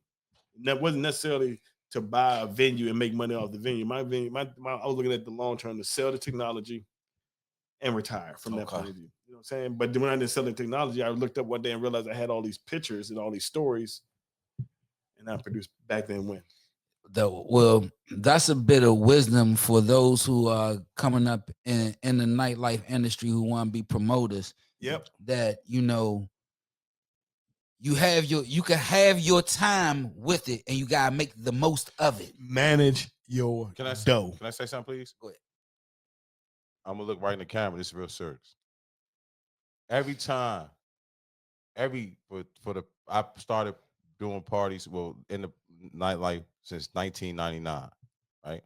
Since 1999, I know him since 95. Just going in and out of Republic, just seeing him, but not knowing him until 99, right? Every year, every phase, every era, I had a job. You kept a job. I kept a job. I'm talking about a nice paying job with benefits. Because I thought in my head, I said, shit, what if Republic burned down? I mean, What if Love burned down? That is the gamble, right? But you gamble right though. Right. So I would, and Taz, that's why I think Taz really respected me, because we were part of 4, 5 in the morning, and I'm up at work. I'm not saying I'm functionable when I'm at work on time, right? And it might be dozed off or have a headache, but I'm in there fried, laughing at the night before, right? So all the promoters out there always have another plan, a backup plan. Just make promoting be your hobby. I think a lot of people in this city turn promoting to a full-time job, and you can't do that in this city. Now, other cities in Miami, LA, New York, you find you a good viral moment, or you find you a good niche at a good party, you can consistently do that, right? But here in the city, it ain't gonna happen. Yeah. Well, it can happen in a certain way. Because like I said, You gotta be an owner. Me being on the party business for the last 25 years, I never had a job. Like my job was doing parties. You know what I'm saying? But like you said, you own eVIP. Right. You have 450,000 followers. So you're different. You're an anomaly of that. Right. So we don't want to get it twisted. Like, oh yeah, well, your manager said nope. He's different because he worked. He even said it 10 minutes ago. He said he worked. He said he didn't want to do the pictures, but he grinded. He stood on top of pool tables and took pictures. So he is a different, and he grinded, an exception to the rule. Go ahead. And I was just saying that, there is no retirement plan as a promoter. Your best bet is to manage your funds while you're making it. You know what I'm saying? That window opportunity when you're making $10, $15, $20,000 a week, manage your funds, because there's no pension, no retirement, Said, you know what I'm saying? No 401ks as a promoter. You heard what he just said, ladies and gentlemen? This motherfucker said you're making 10,000 a week. Jesus. No, I know the promoters in this city, they probably making every bit of 5,000 to 10,000 a week easily. You know what I'm saying? So, like I said, there's no I need to holler at Taz. Retirement funds. It might be short beats. Manage it. I'm holler at you in a minute. It be short beats and shit, nigga. The one thing he niggas told 10 50 down. I would get that. Yeah. The one thing I want that y'all just said right now, like, is for real, like what Frank was like elaborating to was pretty much is having something consistent behind them. You know what I'm saying? Always having, like, I got some consistent income coming in, because we don't, like, what I'm doing right now is fun. It's real fun. Hella fun. But real fun. We know fun don't always last. Lovely fun. And it's fun. Big it's titty fun fun during the time, but it ain't big ass when you become an older person like me. and you think you're gonna go out there and do parties and make bust a move with a party, you got to look at your demographic just as old as you. Right. You know what I'm saying? So, you got to kind of, they'll do events, but you can't do weeklies. Right. The weekly shit ain't gonna work with, I'm 56. You got pivot. Niggas ain't doing You that. 56, E? I'm 56. I didn't know that, bro. Yeah, I thought you was younger than that. Like no cracks, huh? Damn, boy. I thought you was younger. I thought You you was got like pivot to make something else shake. Damn, 56. Yeah, man. But that's why I got into, I kind of retired, not really retired, but I kind of pulled back from the parties and shit because in order to get rich, you're gonna have to sell something. And I look at it like, okay, I can sell these memories. You know what I'm saying? This book is memories from people who, had a great time during the DC nightlife era and want to read about it, want to share it, want to talk about it, want to look at it. And you'd be surprised at the nostalgia that comes with people looking through the book. You know what I'm saying? We had Mustafa on here. That's my guy. I know. And I know. He talked highly of you. He spoke very highly of you. That's my guy. And He's my partner. Not my guy, he's my partner. And both of y'all, you know what I'm saying, like give us and highlight the true memories that that pretty much gives definition to what DC is and was. You know what I'm saying? Slim. This Bishop. nigga was Bishop. business, nigga. God damn, this nigga was business. He was this security nigga named Bishop. Man, this nigga, the light-skinned nigga to the bottom left. Ladies Bishop, and gentlemen. shout out to Bishop. God damn, Ladies Bishop. and gentlemen, you had to be there. You had to be there, nigga. Back then when, Hold on, man? what to say on the back, bro? You had to be there. You know what I'm saying? Hey, look, this book right here is That's how I got it from. it's giving you the visual of what DC nightlife was from the 80s, 90s, early 2000s, man. It's really here. Hey, man, Michael Jordan on the front of this book, man. Y'all see that shit? This motherfucking Black Mike right there, man, on the front of this book right there. So you know it's real, man. Back then when, man, hey, look. Hey, Earth. Hey, man, I want to say, man, I want to thank you for coming on our show. Hey, look. Hey, Frank, thank you for having eVIP come through, man. You know what I'm saying? Because everything we talked about today is people need to know this wisdom right here, man. You know what I'm saying? People need to know this knowledge that you got right here. It's like these memoirs right here is real life and other people's memories. Yeah. Come on, dog. You part of the fabric too, bro. You know what I'm saying? Hey, listen, let me say y'all something, man. Hey, Frank, see, you part of the fabric. I just want to Frank, say this, E. And even E, I was on the way over here. We can say some shit, and this motherfucker would go viral. You hear me? But we real niggas. I can speak on my shit though, right? I remember I was messing with my baby mother, and it was a girl named Tiffany. She was Arlene's line sister, and she was cool. Like, she's cool. She's still to this day, she's cool, right? And I was saying something in her ear, right? E snaps the picture, being funny, right? So, but I'm in her ear. So the picture came out. He said he posted 15 minutes later. He posting shit. Like, he at this point, I don't know how he posted shit straight from the fucking camera, right? So he posted. So I go the next morning. I wake up. I go eVIP this. Everybody used to rush the eVIP this because you see the pictures, you see who was in the club, whatever. Mm-hmm. So I go. I see me. Second picture like this. It looked like I'm tonguing her down in her neck. I called E. I said, E, man, you got to take that motherfucker down, bro. He said, why? He wasn't doing nothing. I said, go look at the picture. He said, oh, shit. Delete. Nigga. You hear me? No cameras. I thank God I knew him. If my baby mother would have saw that picture, I don't even think I would have ever seen Cam ever again in life. You was fried green tomatoes. No, I wasn't even fried green tomatoes. It was an innocent, how can I say this? He wasn't doing it maliciously. He captured the moment. And I think that's what made him successful. It wasn't nasty pictures he was posting. He wasn't posting bitches with asses, your titties out. Now, if you're in a moment with your girls and y'all like this and your titties just happen to come out, that's cool. It's a real moment. It's a moment. It's a real moment. And the girl's not gonna get mad at that because guess what? It's not all over the internet. You have to subscribe to his shit. You see what I'm saying? And for technically, everybody ain't have access to that shit. It was like a private club, right? So, E, I want to ask you a question. E. What's up, brother? And I don't want to keep. How does it feel right now as you look back on your legacy in the nightlife?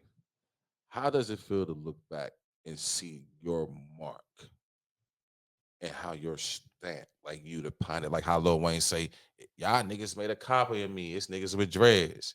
It's a lot of websites taking pictures now. It's a lot of websites promoting parties. It's a lot of websites doing these things. How do you feel right now as a legend, as one of the DC's Mount Rushmore of promoters? How do you feel right now? Like, damn, I really did something. Well, I feel very good about it because I look at my life, and my life was about helping other people enjoy themselves, helping people smile and have fun. Like that's a good feeling to know that you wasn't there contributing to some negative shit with a person. You contributing some positive shit. Like when people went on eVIP this and saw their picture and saw what they were doing at the club or went to the party, they usually endorphins usually go up. They usually come out feeling good, having fun. You know what I'm saying? So that's the part I love about it. I contributed to people's happiness in their life. That's the one thing I always look back and say, okay, you know what I'm saying? You may not have been the biggest or the baddest, but you did contribute to a significant portion of DC DMV natives having a good time. And that's all you can ask for, you know what I'm saying? I think, man, when people go back in time and see any picture of them having a good time, they remember that with a smile on their face. Well, it's funny that you mentioned that. In my book, it's called Back Then When, but my website is called backthenwhen.com. And on my website, it's a archive of pictures from 1988 all the way to 2015, 16, 17. And if you were hanging out in any of the top clubs, because there was a lot of clubs back then, but if you were hanging at the top clubs, Ace Road, Dream, Love, 1223, Pearl, you're most likely in my book in a picture. Can I say something? Yes, sir. Go ahead. And to piggyback on that, he not just saying pictures in the club, right? He talking about exclusively VIP pictures where you had to have a band, or if you didn't have a band on, you had to know somebody or the owner. That's what I'm saying. You had to know somebody or the owner to get in these VIP rooms. I'm not lying. So the pictures that he's taken or that's in this book back then, these are exclusive pictures. Like I said, ladies and gentlemen, it was no camera phones. You had no camera phone didn't show up until 2009. And you had no, so from 99 to 2009, 10 years, right? Even I'm gonna say the 2010. I'm gonna say 1998. 1997. 97 to 2000, I'm gonna say 11. There were no camera phones. And when we got the camera phones, you couldn't really use it the way you couldn't put it on Instagram. It would be too big, right? The pixels would be too fucked up, right? So you couldn't really put on Instagram or Facebook, right? So you had at least 12 years of just being yourself in the club. We had a conversation the other night, man, Eric. I ain't gonna name the club because then niggas gonna be like, judging. But I remember going in this big time club and seeing people getting their coochie ate out, people just dancing around them, niggas getting their mic freestyled on, niggas fucking in the club, and so like niggas ain't even like niggas just you'll look like oh shit and turn your back and be like, hey, we part this motherfucker, niggas fucking, right? Come back the next week. And you might not see that, but it's a party. Fun party. Y'all might look at this and y'all freaked out. No, it wasn't freaked out. It was just it was you get caught up in the moment because of the aura of the club or the space you was in. You just had that much fun. You know what I'm saying? E? And this era cannot compare to the era that was back then. And I'm not trying to hate. I had fun in this era. I partied this era. We just ended Barcode a couple of months ago, September. Shout out to Barcode, my crew and staff, Taz, and everybody over there. You know, Tone, Ashley, all y'all, BJ. You know what I'm saying? Like we understood it. But back then, tell him like speak on how you used to move, but like talk your like how you used to move back then. Like how like I said, niggas used to give you cars, bro. Like, come on, man. Like, speak on that shit, I mean, starting the eVIP list definitely was a blessing back then because it was something new, it was something refreshing, and it was futuristic. Right. You know what I'm saying? It's almost the same as what AI is now. You know how everybody talking about AI now? Right.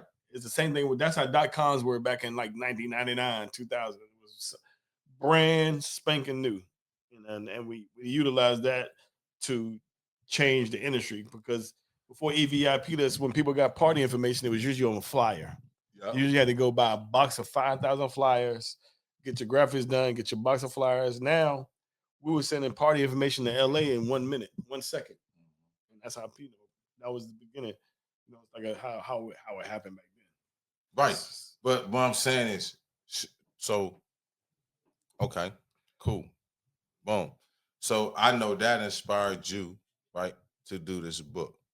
So to piggyback on that one more time, we're gonna speak on this, and I'm gonna ask this question. A nigga from DC, Southwest DC, right? I ain't gonna put your background on there, but you certified, right? Did some time, certified, right? Real solid man, real man, right? Man time, as the youngest say.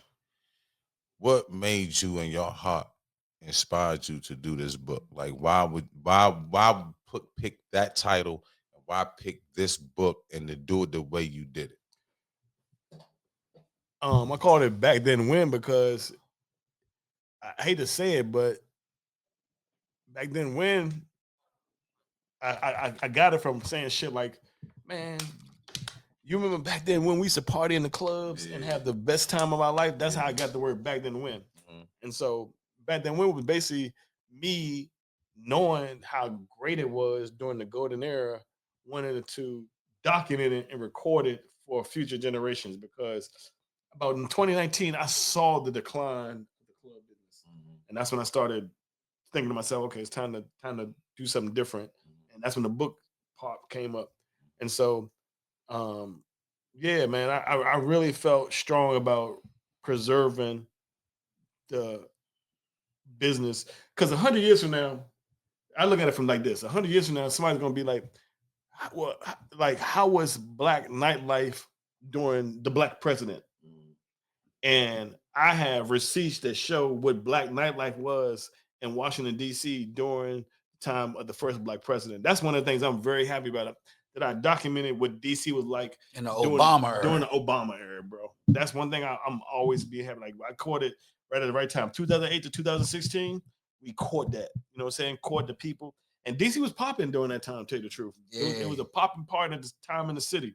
You know, we can't say too much about it now, but back then, DC was on one. And from 2008, now, it started off kind of crazy because it was the housing market, the countrywide, and all these loans is getting people were getting these long-term loans and getting poured. You know, we just came out of recession. We were just in a recession. Yeah. And Mama came in, and next thing you know, DC was on one for like the next 10, 15, 10 years at least, 8 years at least during his presidency. And then it changed in 2016. We're not going to talk about what happened in 2016, but we all know what happened in 2016. Same thing that happened in 2024. Yeah, definitely, for sure. So with that being said, right, E,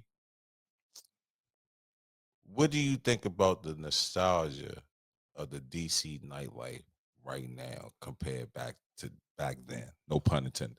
Well, I mean, I think it's like this book is necessary because it had to be captured because nobody would believe it. Like you know it because you were there. Yeah, you know because you're there, but people wouldn't.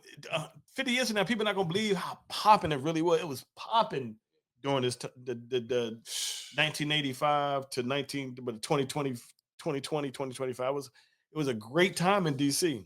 And I'm not just talking about nightlife. I'm talking about go-go's all the way up to regular cabarets, regular clubs.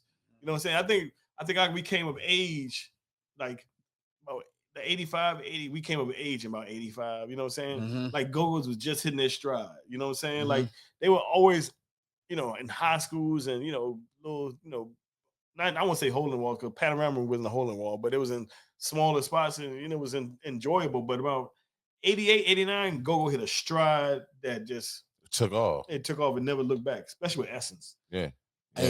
AE. So we're about to come to the end of this How long we been?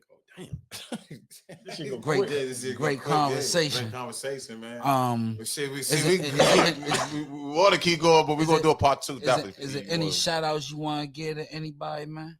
Yeah. Shout out to my team, Mustafa, Dax, my niggas. Make sure y'all pick up my book. OG. Southwest on your tumblers. District of Columbia, Southwest on your tumblers, about me growing up in Southwest. A lot of people in there that y'all think y'all know, but you're gonna really learn who these people really are. Make sure you pick up this book called Back Then When. It's about my DC nightlife business when I was in the DC nightlife. And that's all can be picked up at eviplistbooks.com. Man, this has been a journey, bro, for like, you know, for those who lived through that moment in time in life, man, you know what I'm saying? This book is going to give you all of that and then some. And we have District of Columbia, Southwest. It's a Jay-Z verse. Yeah, okay. Yeah, okay. Hey, man. Definitely. So that's what I'm saying. Like, yeah, that should tell you a lot. That should tell you a lot. That right there should tell you a lot. Where can people? Down in Maryland. Can you state again where people can get these books from? eviplistbooks.com. What's your Instagram? Instagram is eVIPList. Okay, bet. So, ladies and gentlemen, y'all. Can I drop my top 5? Drop your top 5. We gotta do the top 5. You trying to rush the man on the show? We good. Like, you know what? I apologize. We got celebrity here. Goddamn, we ain't got no done sticking. We can go 4 hours in this motherfucker. We got an editor. We pop this motherfucker episode 1, 2, 3, 4. This will be the first District Alum show. Episode 1, episode 2, ABC. We got Eric Teller here. We gotta go through that top 5 before we leave this. Can we end it with the top 5? No, we can end it with the top 5, and then we're gonna elaborate on it. Then we can go. Okay, see, the top 5 was something that I came up with that I'm trying to introduce me and DC Decades Mustafa. We're presenting every Monday a different top 5. So the past top 5 we had was top 5 Go-Go band. We had top 5 Go-Go venues. And my latest was top 5 NBA players that go to the clubs. And you had top 5 clubs. So what top 5 y'all want? Clubs. The clubs. Top 5 clubs, in my opinion. This is my opinion. IMO, my opinion. Top 5 clubs to me have been Dream, Love. And I'm saying these because I've done my case study. Know why. They ain't got no case study, nigga. You know why. My case study. If you was there back then, you know why. My research. So them the first 2. When I say Dream Love, that's one together. That's because Mark had to leave Dream alone because the club Dream in Miami, they copyrighted the name and they tried to sue Mark. So Mark switched the name to Love. Okay, so it was Dream Love as a duel. Then the next one was Chapter 3 Mirage. Chapter 3 Mirage was definitely on DC's Mount Rushmore. Okay, definitely. Then you have DC Live VIP Club, same club, same building. That's get that VIP without that band, right? Oh, you ain't no Dora. Shout out to Dora and then Abdul. And then my 4th one was Stadium. My man Cornell on Jesus Stadium Club. Christ. Shout out. What's the stripper name? What's her name? All of them. Nah. What's her name? Man. All of them. Nah, not all of them. All of them, man. All of them. What is her name? But people say, why you I had a lot of people in my comment, like, why you put Stadium in there? Because Stadium changed the landscape of DC. It was one of the few clubs that came and changed the landscape. DC didn't have high-end, upscale, black strip clubs. With a 5-star restaurant. You had a 5-star restaurant. You had, Good Guys, you had other joint Camelot. Goodfellas, Camelot, all that. Stadium was the one that set the tone. bar. Yep. Like you thought you was in Atlanta. Yep, they set the bar. It's the Magic City of DC. Yeah, Magic City of DC. Yeah. My last one was H2O. You know what I'm saying? Yeah. Shout out Abdul. People don't even realize H2O was on the water. You know how sexy that have shit a is. club that's sitting on the water. People don't even realize that, but Can that I- was my top 5. Oh, Frank C. Stores too. Uh-oh. I used to do H2O, right? It was called the Pier, right? The VIP room with Mike Walker, Danny Davis. I had to let him go. Danny eventually went to Layla with Mark and Taz, Keith Stokes, and Big Troy. Nigga, when I say, I still got the flyers. Nigga, we was rocking. I had Karan Butler there. I met Karan Butler. I was working at Up Against the Wall. Karan Butler saw me that Friday night. I worked that Saturday morning. He came in early Saturday morning. He said, nigga, ain't you Chaz, brother? Didn't I just see you at Love? Don't you work at Love? I said, yeah, nigga, I grind too, motherfucker. He said, I ain't in the league. Yeah. He said, oh, man, give me a ooh. He said, man, what's up? I said, listen, I need you to do me a favor. He said, what? I said, dog, I don't do this shit, but I do a party on Saturdays at H2O. He said, oh, man, this one the Wizards just got into it down there. He said, man, I don't know, man. He said, I fuck with you. I come through, but I don't know if my other niggas gonna come through because we just got into it. I said, listen, I have security around you, and I give you whatever you want. He said, shit, I need 3 bottles of Cristal. I said, I give you 5. He said, bet, I'll be down there. I said, send me a picture. Sent the picture. It was Karan Brother down H2O at the pier, nigga. I sent it to Abdul. I said, Abdul, he wants 5 bottles of Cristal. You better do it. He said, he don't want no money. I said, no, he don't want no money. Just 5 bottles. Abdul gave 8. That took us all. We had Vince Young down there, Donnell Dockett, motherfucker. State 26 was coming down there, Joe. We was putting up numbers with Mark and Taz, nigga. I felt so good, nigga. I used to call Taz like, yeah, nigga, I with you. What you doing? You all right over there? But Taz was rocking there over there and leaving, you know what I'm saying? That was the first time me and him ever did something, you know, against each other and shit. But that H2O, pure, that shit was like that. But I got told him before, and I'm going to say it to his face, I think Republic Garden should have been 5. Took H2O spot, and I'm not being biased. It's because the NBA All-Star Weekend. My mom put the 10 out there. With R. Kelly and Jay-Z. R. Kelly and Jay-Z and they performed that Saturday on stage. Yeah, they performed. When Diddy used to at a come 2K9 joint. It was supposed to be at 2K9. No, that was at a Republic Garden. This is a Republic Garden. Nah, Nigga, I thought you said NBA All-Star we Weekend. NBA All-Star in DC was at motherfucking Republic Garden. Fuck 2K9. Nah, that fuck Jay-Z everybody jump else. in DC, In DC, it I was was a about tent to say. at DC Republic Gardens at the nigga. You got pictures? Hold on. You got pictures? Yeah, I went to that. That was the street promoters. Jay-Z, R. Kelly, Nelly was at motherfucking Republic Gardens in the tent performing. That's where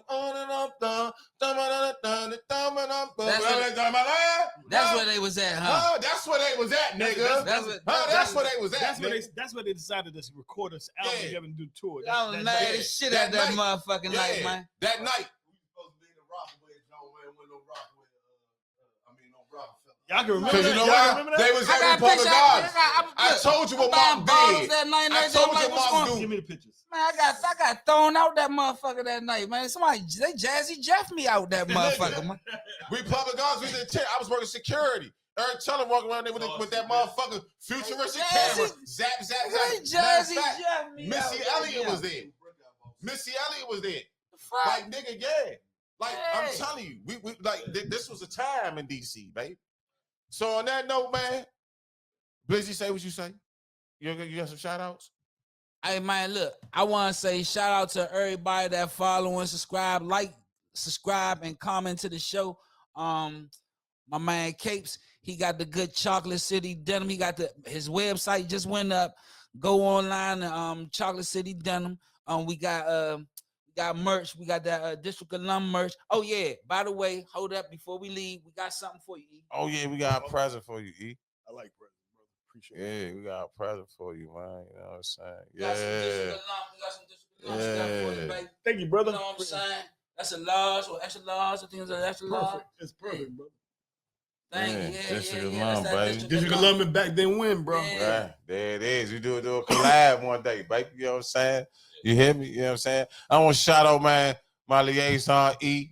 Love you, boy. You already know what it is. Capes, J. Brock, my co-host, Blizzy, E. Teller, man, and my motherfucking son, Camden. Love you, boy. You know what I'm saying? Just shout out everybody that's minding their business out there and washing their ass. You know what I'm saying? Like, stay clean, man. You got douche, clean that mug, get some Irish Spring. You niggas need to stop buying the body soap. Get the Irish Spring. The Irish Spring is the motherfucking dope. And then go get the motherfucker back then when book. And gonna learn some things and the book. Get the book. I'm telling you, the lyrics is crazy. Y'all don't even understand how the Jay-Z lyrics is named, right? So watch this. America, DC. Put God first. Was in my jacket. And watch the stinging ass. Shout out. Chasing God. Chasing God. Shout out to them. Southeast niggas speak highly of me. Northeast niggas, yeah, they gotta love me. Southwest niggas getting a lot of money.